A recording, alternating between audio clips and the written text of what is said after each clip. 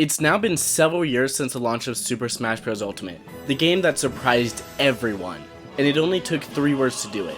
Everyone is here. And by now, that tagline has come to mean far more than it did in the original roster reveal. With Joker from Persona to Steve from Minecraft to even Sora from Kingdom Hearts. Aside from Waluigi, it truly feels like everyone is here. But what if that's not a good thing? Okay, well of course it's a good thing, it's a great thing. Smash Ultimate is truly a celebration of Nintendo and gaming as a whole. Going back to the original game on N64, it was a really fun experience with an incredibly interesting mashup of Nintendo IPs. But now, if you look at where the franchise is, you could have a match between Mario, Sonic, a legacy character like Banjo-Kazooie, Steve from Minecraft, and Solid Snake. Oh, and a couple dozen more characters who you would never guess to be in a single game together 20 years ago. Super Smash Bros. Ultimate will go down in history as the biggest gaming event ever. At least, until we get a Super Smash Bros. Ultimate 2? Well, there's a few things out there that tell us we won't be getting another game as big as Ultimate. Firstly, if we had another Super Smash Bros. Game made by Masahiro Sakurai, it would kill him. Not like mentally or in a metaphorical sense, no.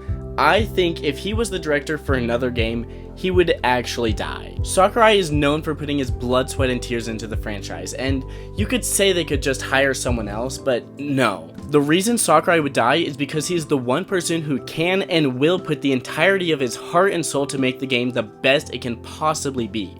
It's not that other developers aren't talented, it's just that there is no man, woman, or robot as dedicated as Sakurai. Now, in the past years, he's made it clear that he's semi-retired. Although he might not be quitting the game industry entirely, he is stepping back and living life a little, and he seems happily preoccupied with this video game design channel. But even with Sakurai gone, it's not impossible for another game to be made, so presume Nintendo and Sakurai pass the franchise on to someone else. Where does it go on from there?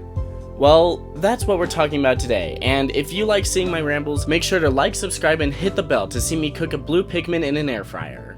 Now, take it back to what pulled us into this. Will Super Smash Bros. Ultimate 2 ever happen? Well, in the foreseeable future, I'd say no. Smash Ultimate was given that name because it took 20 years of love and devotion from Nintendo and gaming and pulled it all together in one package. I know I've said this already, but Everyone is Here truly defines Smash Ultimate, and following it up with the same game with the same title but 20 more fighters sounds boring, exhausted, and honestly creatively bankrupt. We don't need everything to be the gaming event of the century, or while you're at it, the anything of the century. It could sound privileged to say something like that, but not everything has to be the biggest blockbuster event of the decade. If everything is an event, nothing is. We need to have smaller, relaxed experiences for the grandest to feel special. This is a whole ramble for another time, but it is important for the video at hand. We don't need another Smash Ultimate type game for at least 20 years. We just got Nintendo's event of the century, and making the next game bigger just for the sake of it would ultimately be a waste. Now, that's not to say that the next game won't be Smash Ultimate. I'm just really looping myself right now. We'll get to the grand idea in the end, but the most likely scenario for the next game is an upgraded port of Smash Ultimate with the DLC included and new characters added. Now, what's the difference in that and Smash Ultimate 2? Mostly just the name. No. By Smash Ultimate 2, I'm thinking of a game completely built up from scratch with a new campaign and the like. An upgraded port just needs to be the exact same game with maybe a few new characters and maybe a new mode if we're lucky. There are 2 main issues with the port, however. If the Switch 2 has backwards compatibility in any way, whether it's digital only or both physical and digital, even with a few characters and modes, it'll be tricky to convince the 30 million people who bought Ultimate to also buy the same game again. Another tricky thing is everyone's favorite Saturday night melodrama, legal distribution rights. For them to use everyone in Smash Ultimate again, Nintendo would have to make new agreements with every publisher for each individual character. This could lead to publishers asking more for certain characters than they did initially, and overall making it a total pain on Nintendo's behalf. And they'd honestly just rather make a completely new game than spend another cent on Sora. Okay then, new idea. Let's make Smash Ultimate the last game. No more Smash. So you're kidding me. You can't take the third highest selling game on Switch and just stop making it. That's the silliest thing I've ever heard. And I've been to American public schools.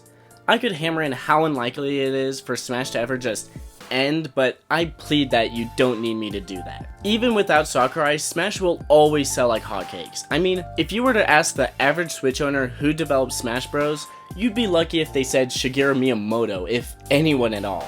So, what's next for the franchise? What's the whole reason for this video to exist in the first place? I think the future of Smash is go small or go home. Out with the 80 characters and 100 stages.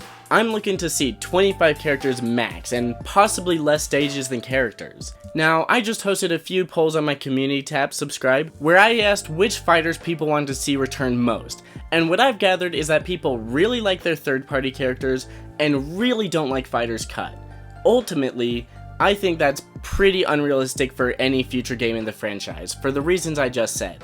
I mean, even Sakurai's with me on this, saying I don't think it would head in a direction where all the current fighters are kept and the roster continues to expand.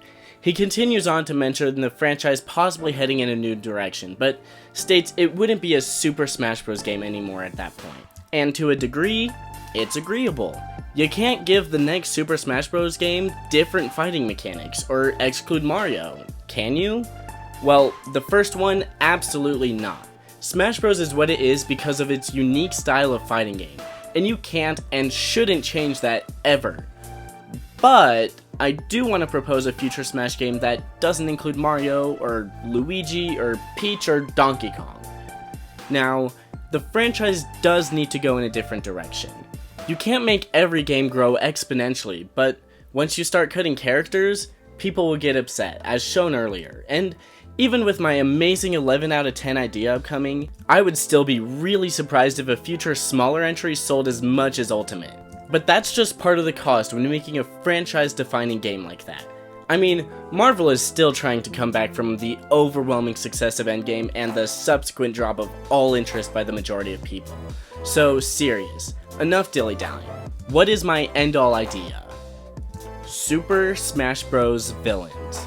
Or heroes versus villains, or I don't know, anything like that. This is just one idea out of literally infinite. There is so much you can do with this franchise, and that's the point of this video.